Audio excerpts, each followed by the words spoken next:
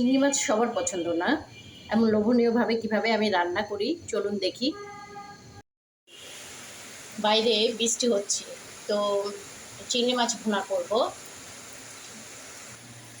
চিংড়ি মাছ ভুনার জন্য আমি চিংড়ি মাছ নিয়েছি, টমেটো নিয়েছি, কাঁচামরিচ নিয়েছি 2-3টা, ধনে পাতা, পেঁয়াজ, আর এই যে আদা রসুন ধনিয়া জিরা পেস্ট, হলুদ গুঁড়া, মরিচের গুঁড়া, লবণ, আর তেল তো লাগেই। কয়েকদিন আগে বরবটি দিয়ে চিংড়ি রান্না করেছিলাম, ছেলে যদিও খেয়েছে, মজা বলেছে, বাট এখন বলেছে যে তাকে প্লেন করে চিংড়ি রান্না করে দিতে হবে, টমেটো ধনে পাতা দিয়ে, আর কিছু দেওয়া যাবে না। তো চলুন রান্না করি। কড়াইতে সরিষার তেল দিলাম, একবারই তেল দিয়ে দিলাম। এখন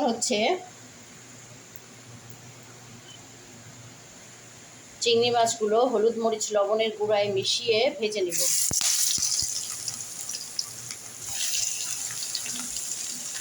হালকা করে ভেজে নিব।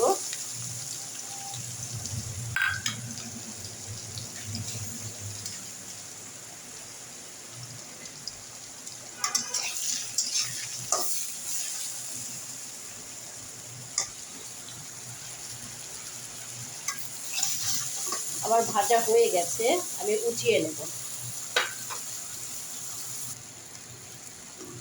চিংড়ি ভাজা তেলে পেঁয়াজ দিয়ে দেব।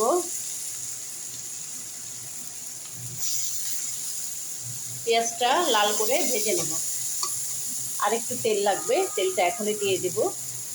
বেশ খানিকটা তেলে চিংড়ি রান্না করলে চিংড়ি আমার কাছে ভালো লাগে। পেঁয়াজ ভাজা শেষ, আদা রসুন আর জিরা পেস্টটা দিয়ে দিলাম। এর মধ্যে একটু পানি দিয়ে দিব। এখন দিয়ে মশলাটাকে ভালো করে কষিয়ে নেব।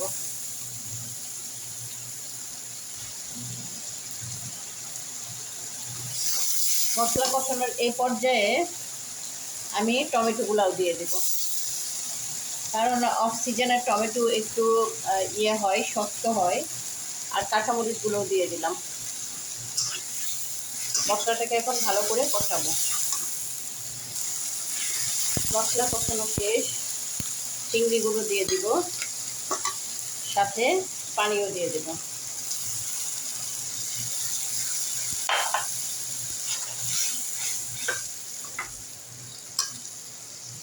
এখন দিয়ে দিব ধনে পাতা।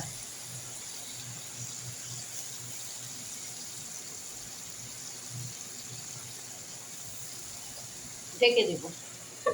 মিডিয়ামের চেয়েও কম আঁচে রান্না করব। রান্না শেষ, চলুন নামিয়ে নেব।